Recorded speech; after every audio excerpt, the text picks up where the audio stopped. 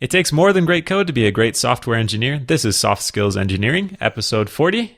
I am your host and your artisanal corn dog chef, Jamison Dance. I am your other host and artisanal corn dog consumer, Dave Smith.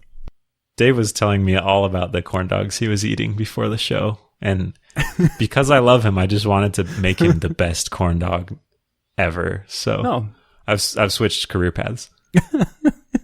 Corn dog making. I'm starting from the bottom. I'm just making this. I'm making the sticks that the corn dogs go on. Each stick is carefully crafted with a little pocket knife. You can bite into that quality. This is not a show about corn dogs. It's a show where we take your questions on all the non-technical aspects of software development. And sometimes we take comments from listeners where they tell us all the stuff we got wrong. Including... And we have... Oh, you teed that up so well. But I'll tee it up again. All the stuff we got wrong. Including a comment today. Actually, this is a comment agreeing with us, which is a nice treat. Much like a corn dog. Oh, the gift that keeps on giving. Uh-huh. So this comes from an anonymous listener who says, regarding the discussion of engineering licenses in episode 34, I made the move to software development from civil engineering. Your bar exam analogy is fairly accurate. To become a professional engineer, you have to take the 8-hour fundamentals of engineering test, which sounds like just an incredibly fun thing. It's got the word in the title. Fun. You can't spell fundamentals without fun. Yep. And work for 5 years under the supervision of a professional engineer, then take another 8-hour test to get your stamp. For civil engineers, it's pretty much required if you want to advance in your career. I could see that concept being useful for software developers in certain sectors. For example, I certify this software accurately measures auto emissions and doesn't just make stuff up when you plug in the tester.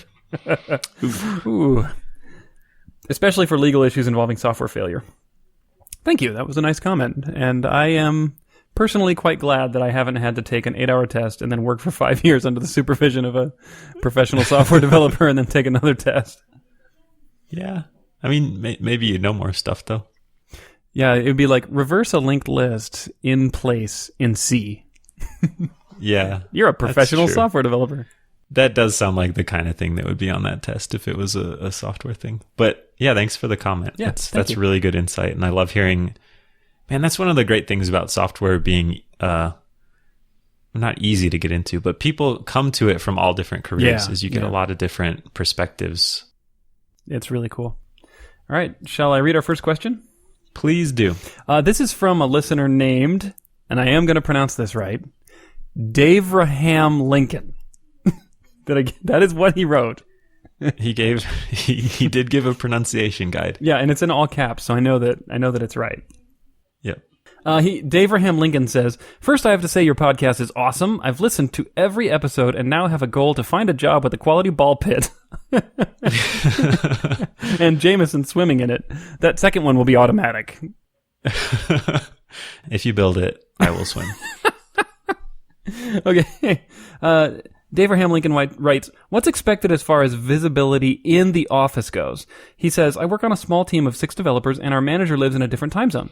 Anyone on the team can easily, quote, work from home, air quotes, he wrote, and the current dev lead is hardly ever in the office because of, quote, meetings, double air quotes.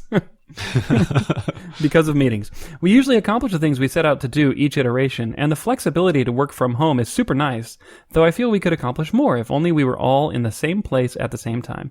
Any suggestions on how to talk to my team without sounding like a pretentious watchdog? The pretentious watchdogs are the worst kind. Yeah, this is an interesting question. It feels like at the root of the question is another question, which is I suspect my team is slacking off. How do I address that? And the solution that Davraham Lincoln has come up with is to encourage people to be in the office more, and then that way they can kind of keep tabs on each other and make sure they're working well. Is that kind of what you're getting from the question too? Yeah, but I think this one has a pretty easy answer. And I think we've actually talked about this before, which is install spy cameras in their homes while they're sleeping. Mm-hmm. And then you can just keep tabs on exactly what they're doing. And then you don't even have to wonder. That's called data-driven productivity.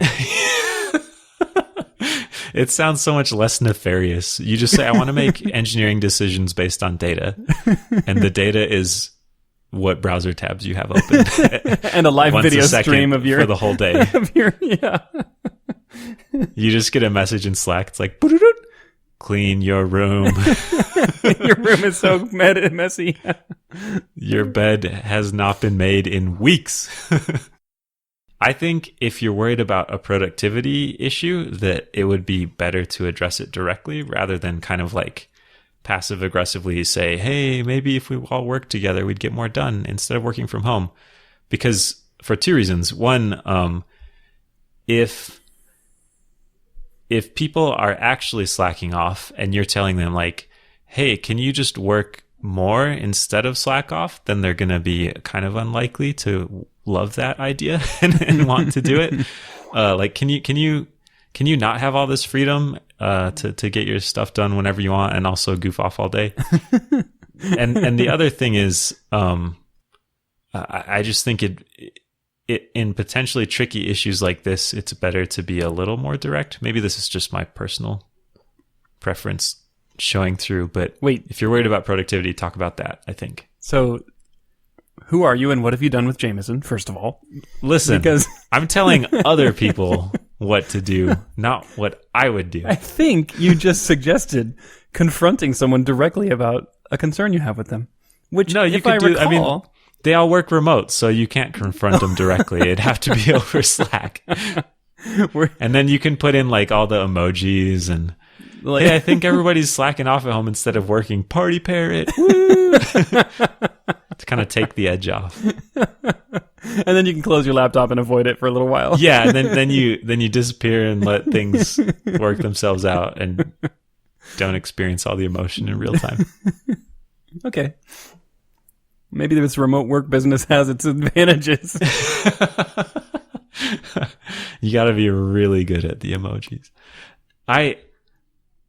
Either I'm growing as a person or I've found a way to have this feeling and feel internally consistent. Because I do think if you're worried about productivity, talking about productivity is more effective than talking about taking away the fun things.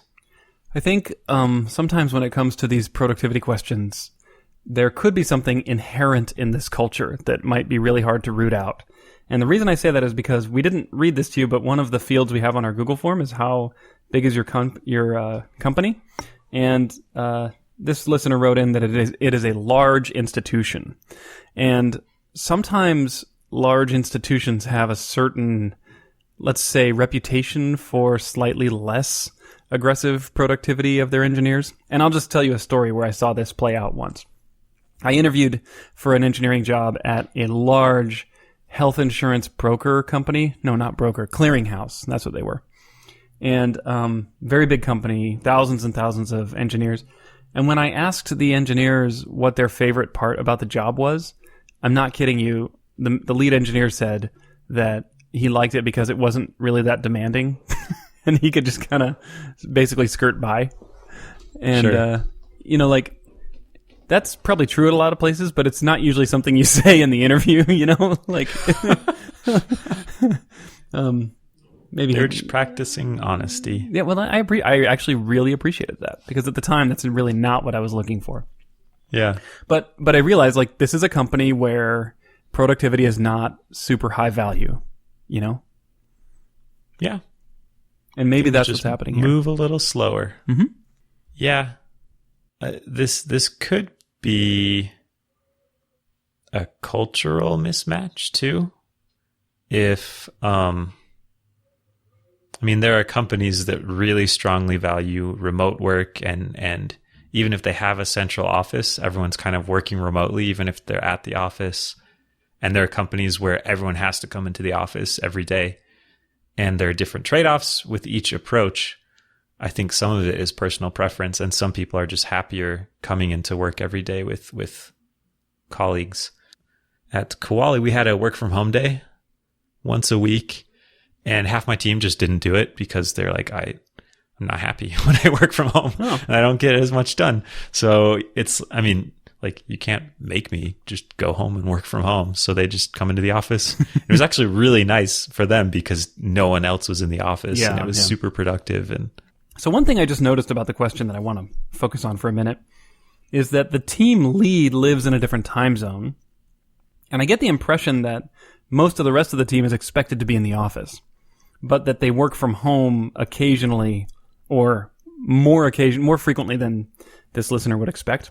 And the manager may not actually be aware of just how little they're getting done. So now, if that's the case, the question is, do you tattle on your coworkers? So if the current lead dev is hardly ever in the office because of meetings, so there are two issues. One is the manager is remote. The other one is the current lead dev is not around a lot. Mm-hmm. And the three sets of quotation marks around the word meetings leads me to believe there's some skepticism about the value of what this person's doing when they're not around. Mm-hmm. So you're saying you would tell the remote manager you have concerns about kind of productivity issues of the team? I don't know, man. I don't know if I would. That's really hard. Remember how I said I don't like to go over people's head? Yeah. Is that what you were about to say? Well, two things. Yeah, it feels like it could be on the edge of going over someone's head, but also, isn't that what a manager is for? Like, it's not your job to solve every problem on the team by yourself as just a regular old team member. But is it your job to tell the manager when there's a problem? I think if you believe there's a problem, then it's perfectly fine to discuss it with them. Okay. We talked about one-on-ones last week, I believe, and this seems like a thing that could come up in a one-on-one. Just say, I'm worried our team isn't getting as much done. Some of it, I think, may be because of our remote or work from home habits. What do you think? And then I think the more like Inspector Gadget sleuthing you do on your own teammates, the worse it is in this situation. That feels like a weird relationship. But even though I don't think that's a super healthy thing for a manager to do, it's like more healthy to have them do it than you. Yeah, yeah.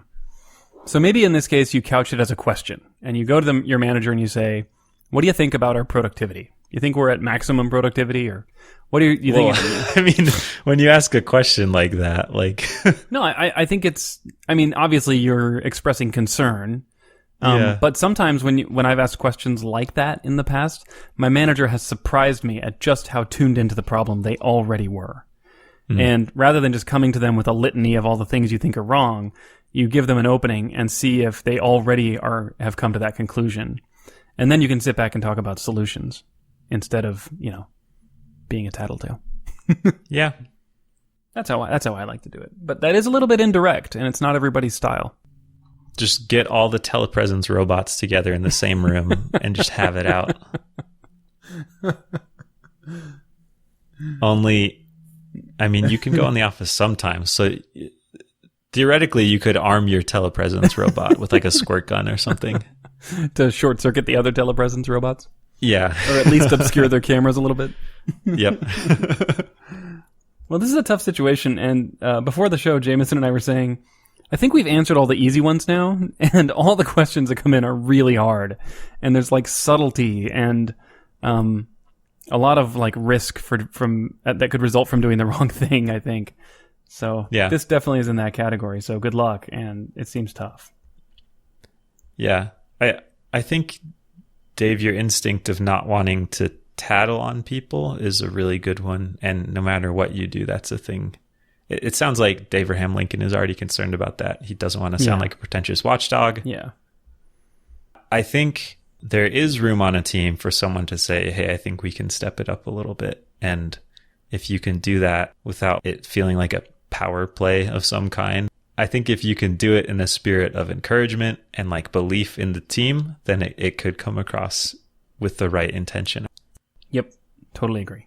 All right. Question answered? Question answered. Awesome. You know what I want to do before we talk about this next question? What? What do you want to do? I want to talk about our lovely sponsor, Dev Mountain. Yes. They are lovely. Yeah. And just describe the beauty of their logo and web design its lines are clean and elegant, Yes, they are. and also sleek. And if you can't judge a dev boot camp by the sleek lines of their logo, what can you judge them by, really? That's so true. I mean, that's how I make my judgments about basically everything.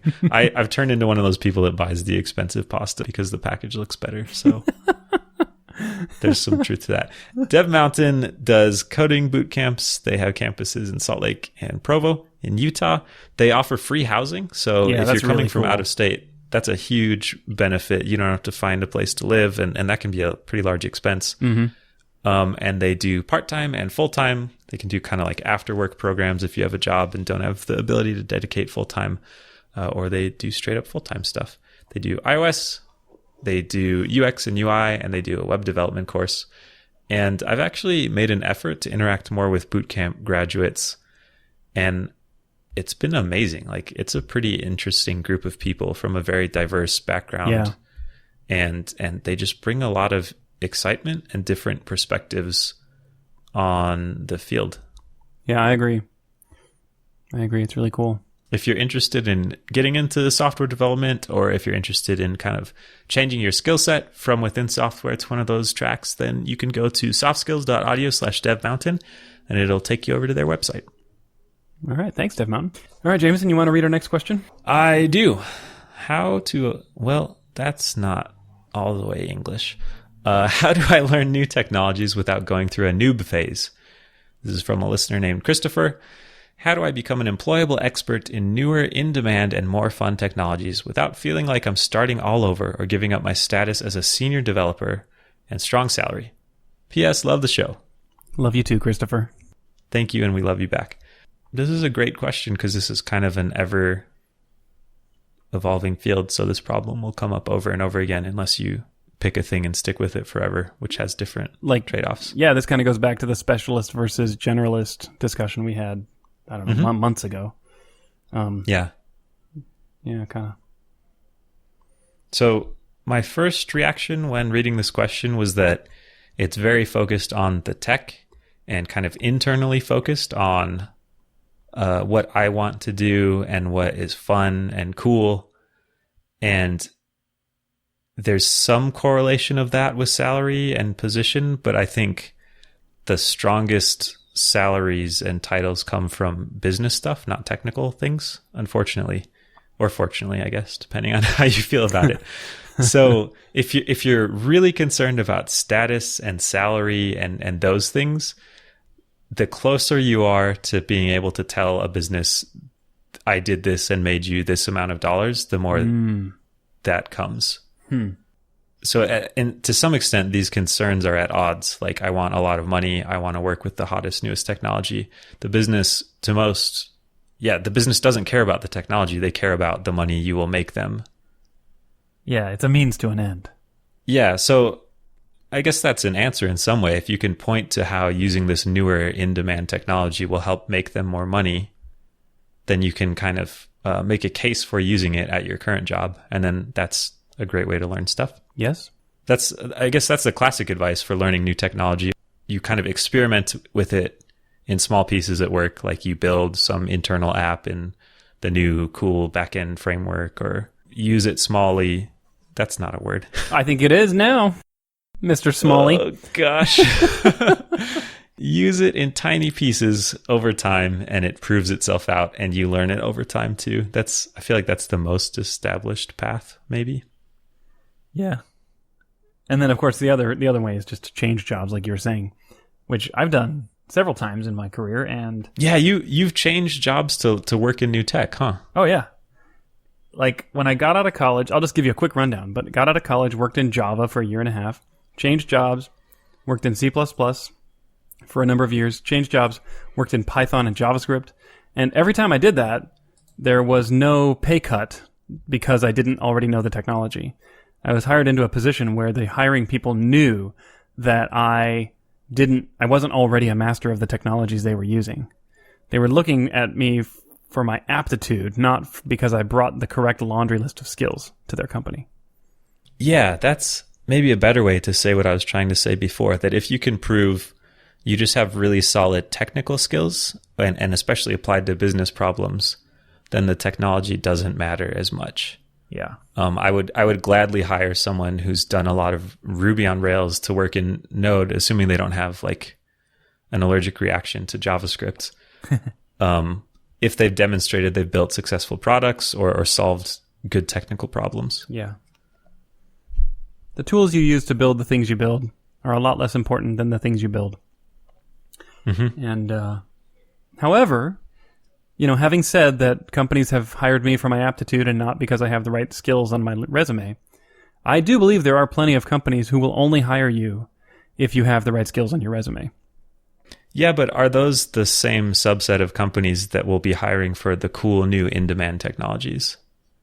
I look at Elm right now is getting pretty high up there on the hype cycle. Mm-hmm. And a lot of the postings I see about Elm explicitly say we're willing to teach you Elm because it's so new and it's not a thing you can just hire experts for anyways. Mm-hmm. So they're explicitly hiring for ability to learn Elm, not expertise in Elm already. Mm-hmm. And I think that's true for a lot of other really new technologies. I think that there's a set of companies, especially agencies, who are in the business of cranking out rapid iteration cycle products for companies, like cranking out a campaign website for something, And I think in those cases, they really want you to have the skills on the tools they're already using, because they don't have time on a 3-month project to have you spend a month ramping up, Yeah. That's the impression I get. I haven't worked for one of those companies, but that's an impression. I have not either. I think one more wrinkle is if a technology is sufficiently new, the bar for expertise is pretty low. That's a good point. Because the pool of people that work in it is small. And guaranteed there's always someone in there who's been there way longer than you and is an expert already. But if you look at the population sizes as a whole of like Java compared to Elixir or something, there are Elixir experts and people with established Elixir code bases and consultancies and stuff, but it's still way easier to just jump in, write a few blog posts, and be like the top 10% Elixir person because the in the pool world. is small. Yeah. Right. Big fish, little pond. Yeah, this happens a lot in front-end JavaScript stuff because it moves so fast that you just see these people kind of pop up all the time that they're not like famous, don't have a background or a pedigree of established projects, but they just do cool stuff that's new, and then it doesn't matter. They don't have to have a long track record because it's new and it's cool. The other thing I want to comment on in this question is that he says, how do I become an expert without feeling like I'm starting all over or giving up my status as a senior developer? And I think that your status as a senior developer is achieved precisely by your ability to learn new skills quickly. In other words, if you're really a senior developer, the notion of having to learn a new skill shouldn't be something that shuts you down for months while you come up to speed on it. Like, you should be really good at learning new technologies. Yeah. I think it's like skill trees you see in games where you can invest a lot of points in one part of the skill tree. And I think there are some really senior engineers that have put all their points in like expert product stuff, expertise in a stack. It seems like it happens a lot with Rails, where they're just Rails experts and move like lightning to crank out business value from Rails. But I think you could put more points in learning and keeping up to date with new technology as well. And that's like a different kind of senior, I guess. So in other words, you are leveling up your ability to quickly ramp up on new technology? Or are you saying... Yeah. Okay. Not the new technology itself, but the ability to rapidly learn. I mean, you have to learn rapidly no matter what, but there are some people that just say, Rails is my thing, and I will use Rails to solve all these problems I encounter. Right. And I will get so good at solving these problems. And then there are some people that are like, my thing is the problem, and also applying new technologies to it. And I'll get good at solving problems and applying new technologies to these problems. And I think it's pretty obvious which one of those things will work over the long term better. Do you think so? Yeah. I mean, Rails has a shelf life, right? It does. It's pretty done, long. Yeah, it's done pretty good, I got to admit. And I think there are long careers to be made still in Rails. But at some point, you'll have to jump off. Mm-hmm. Maybe I'll be dead by then. Maybe. In which case, hopefully it wasn't the thing you jumped off that killed you. Yeah. Killed by Rails. He loved it too much. So if I would ask this listener, if you feel like you have a senior position right now, I would ask if it's because of tenure at your particular job doing your particular thing with your particular technology, or if it's because you have a demonstrated track record of ramping up quickly. Because those are two very different things. And I think sometimes people think of themselves as senior because in the scope of the work they do, they're the expert. Like they've been around the longest, they know all the quirks of the code base. And that makes them senior, but only in the context of the team that you're on. And if you were to take that person and pluck them out of that team and put them on a different team, suddenly they're not that senior. Whereas if you're the kind of person who's invested in your ability to learn quickly, then you can pluck a person out of a team and put them on any team, and they can ramp up to a productive senior level contribution pretty quickly. Yeah, that makes sense. I mean, you've gone through this transition very recently. Do you? Mm-hmm. I'm going to ask you to potentially toot your own horn, but do you feel like you've been able to contribute a lot of value at your new job, even though it's a totally different tech stack and code base? Well, I wouldn't say a lot of value. Yes. Someday you'll be a senior developer, Dave. Yeah, someday. Oh, I long for that day. I would say that at my new job, I've been able to contribute by leveraging my experience designing systems that, like interconnected systems, as opposed to having experience with a particular technology. Sure. Very much so, because my current role is very much in that spirit of interfacing with other teams and figuring out what the right APIs are and the right data flow and the right ownership models and things like that. I mean, it's very much not, in the trenches writing code at this point in time. And yeah, I think I have been able to contribute in that way, but if I only came to this job with like a one programming language experience that I had just had super mastery level on, mm-hmm. I probably wouldn't have been that useful. Interesting. I think. I don't know. Yeah, this is an entirely different topic that I'd love to explore sometime, but there are different categories of developer knowledge, and they all have different half-lives.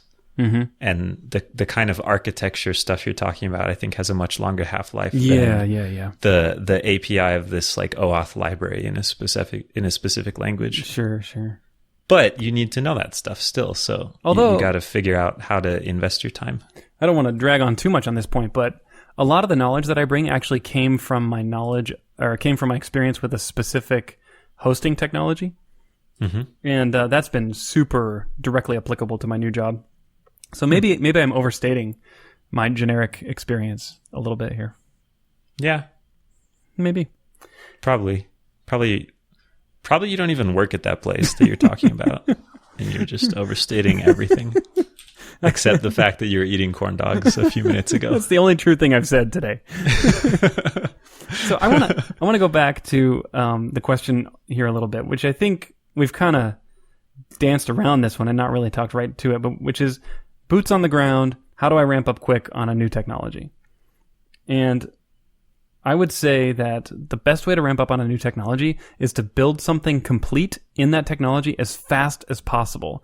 And by fast, I mean, don't get hung up on one aspect of it. Try to build the complete product as quickly as possible so that you bump into the technology's edge, like the rough edges and the stuff, maybe the gray areas where it doesn't help you as much, as early in the process as possible. That way you can get a nice breadth first feel for what this technology does for you. And also you reduce the risk of having an unknown bite you, halfway into this big project. Yeah. This is one of the genres of things I say is like advice to myself. This is a thing I struggle with, where I do a depth first search of the technology instead of breadth first. But if you can just accept, like, I'm probably doing this in a stupid way, but at least it works, that can get you pretty far in getting things done in a new technology, and getting things done is the best way to learn. And even if you go depth first, you're still going to do it wrong, right? So that's my advice. That's great advice, Dave. Thank you for your wisdom. One more thing. Mm-hmm. As long as I'm barfing wisdom all over the microphone. Yeah. So am I now. I have a pet project at home that I use for the purpose of experimenting with new technologies. And what's nice about it, I may have talked about this before, but what's nice about it is that it's a small project. I fully understand the domain and all the use cases. And when I implement it in a new technology, I don't have to sit down and ask myself like product related questions or user experience questions or big design questions. Like I already know how it needs to be built. Now I just have to figure out how to make this new technology, build it. And as a result of that, I can focus on learning the technology and not have to waste time doing like user experience design. This is your sprinklers thing, right? Yeah, you knew it. Yeah. Yep. Oh, which I just had to retire because we're moving out of that house, and so I had to put in the old sprinkler system because there's no way that the new people in my house could ever figure out this monstrosity that I built. Of living in the house. You get to maintain this C Python, whatever Frankenstein stack code base it is, and you have full control over all of your sprinklers. If you can't cross-compile this FTDI driver to run your sprinklers, you have no business watering my lawn. I believe that counts as a breach of contract. Yeah, you get to keep their deposit. Well, the good news is now you can do it in your new place. I'm sure the landlord would love you rewiring all the lights to control them from your little microcontroller. There you go. That's all I got. That's great advice. Thank you. Question answered. Question so answered. If people want to get more of this amazing wisdom, where can they go, Dave? Well, you should check out softskills.audio. Join us there. People have been starting to leave comments on each episode. Oh, really? Yeah. I should read those. Jamison, you're so obtuse. Yep. Is that the right word? I don't know. Isn't that a triangle? It's the fat triangle. Okay. It was a fat joke. Yeah, I could buy that. It is the holidays. Go hit up softskills.audio. Participate in these comments. There's some cool stuff. We love dissenting opinions because Jamison and I, the more we do this show, the more we realize just how limited of a worldview we have. And we love it when people come on and share their experience, and it's just radically different from ours. So that's super great. So hop on there, softskills.audio, click on any episode, and you can leave comments at the bottom. Also, you can follow us on Twitter at softskillseng, and that's a great way to submit questions. Our direct messaging inbox is open to everyone. Also on our website, if you want to submit a question with more detail, we have a Google form you can fill out, and it'll ask you some cool questions about yourself, including your favorite number. Just kidding, that's not actually on there. It's hard-coded as 42. I mean, if it's your favorite number, it's not hard-coded. It just is your favorite number. All right, thank you for listening. We will talk to you next week. Bye-bye.